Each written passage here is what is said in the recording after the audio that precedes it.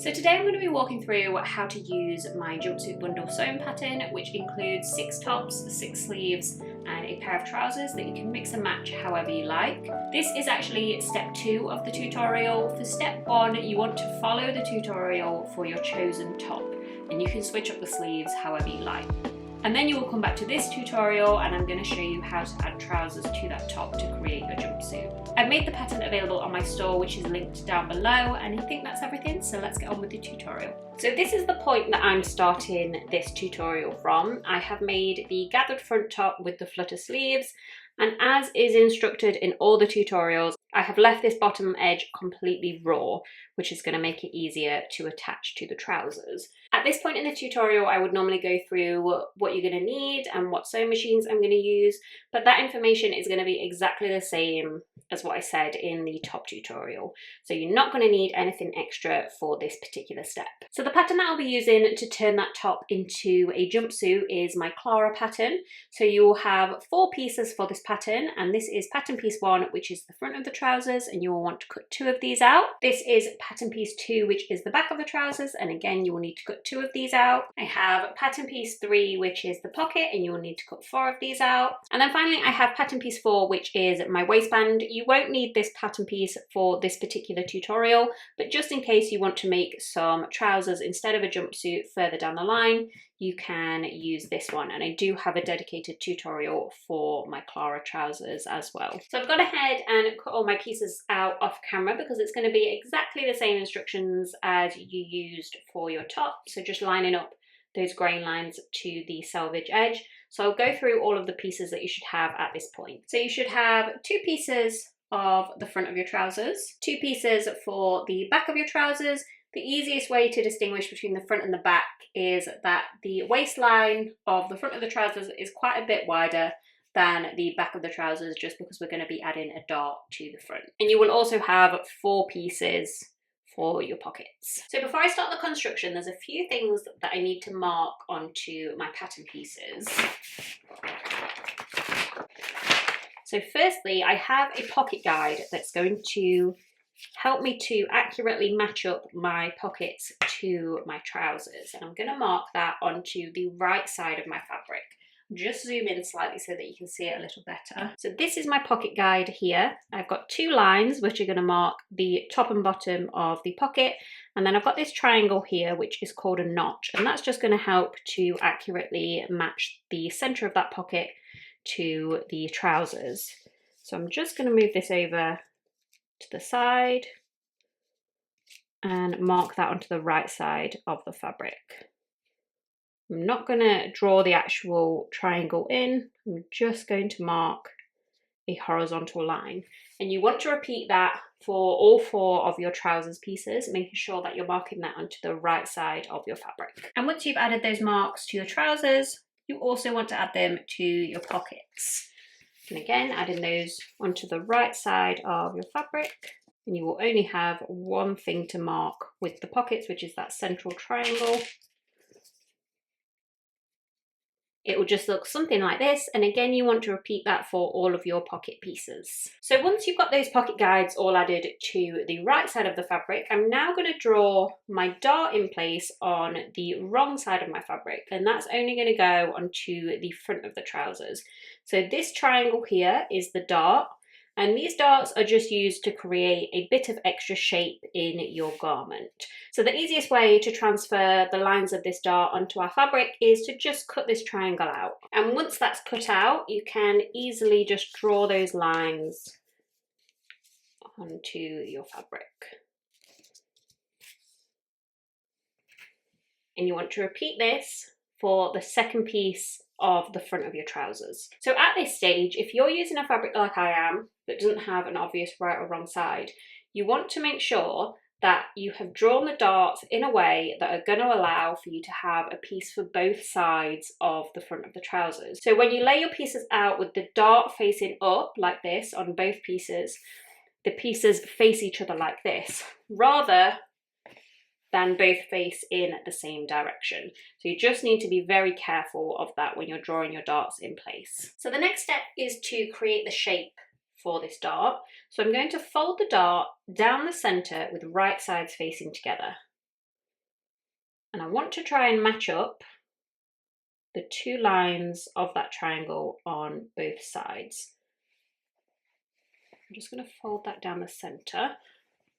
I'm just going to start to pin that dart in place.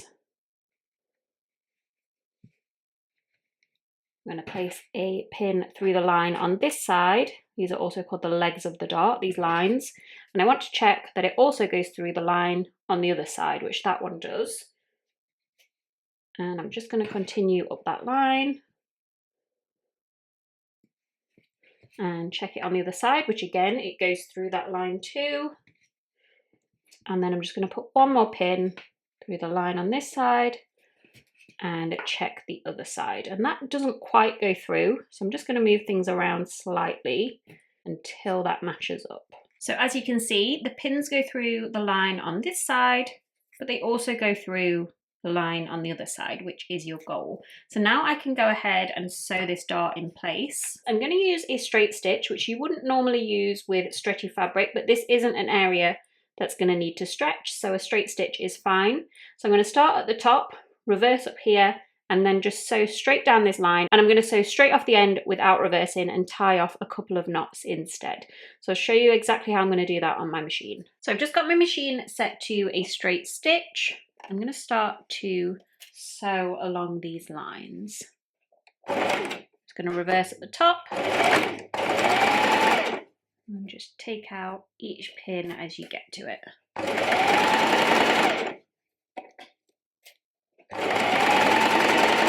And then when I get down to the bottom of the point here, I'm just going to sew straight off the fabric. I'm going to trim that off. I'm going to leave nice long tails. I'm just going to tie that in a couple of knots.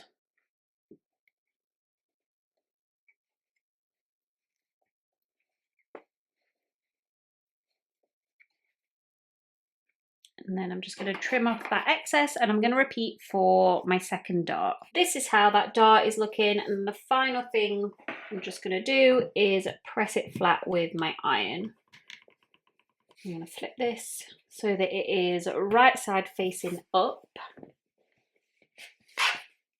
And I'm going to take my second piece of the front of my trousers, which has the dart added as well. I'm just going to lay it one on top of the other with right sides facing together. Match up those corresponding edges, and I'm just going to pin around the crotch. And now I'm just going to sew that edge in place with my overlocker. You can also use a zigzag stitch. So this is how that edge looks once it's sewn in place. I'm just going to fold this out to the right side. So now the next step is to add my pockets. So I found the guide that I added earlier. I'm going to take my pocket and match it up to that guide with right sides facing together. And I'm going to pin that in place. And now I'm just going to repeat that for my pocket on the other side, and then I'm going to sew them both in place with my overlocker just along that straight edge. You can also use a zigzag stitch. So this is how that seam is looking. You can fold that pocket out.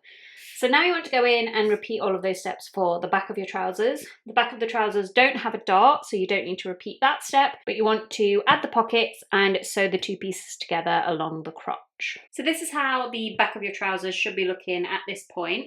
I'm going to take the front of my trousers and lay them on top of the back of the trousers with right sides facing together.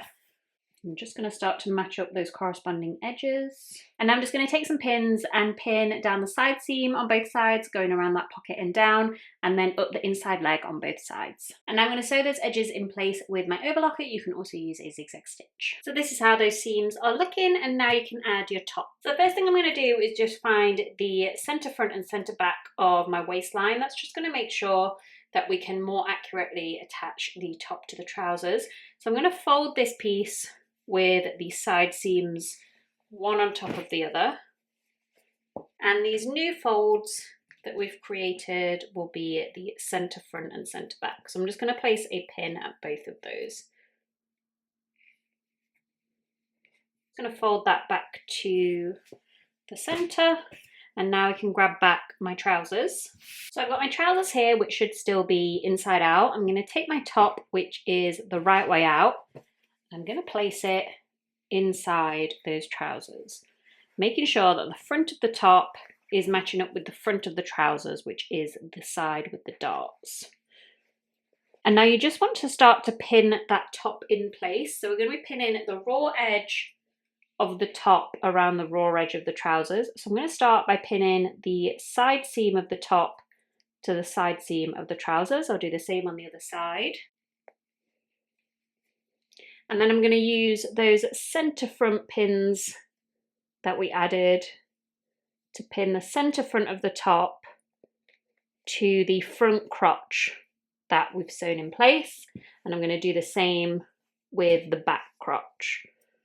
And once those points are pinned in place, I'm just going to take some more pins and fill in the gaps. So once that edge is all pinned in place, you can go ahead and sew that with an overlocker or zigzag stitch, just being careful to make sure that you always get 3 layers of fabric. You've got 2 layers of your top and 1 layer of your trousers. So just sew right around that waistline. And once that waistline is sewn in place, you can turn your jumpsuit to the right side out. Just one last tip before I move on to hemming the bottom of my trousers is that if you find your pockets are sagging slightly, which can happen with stretchy fabrics, you can just fold your pocket in and with a hand stitch just secure the hem of your pocket to your dart.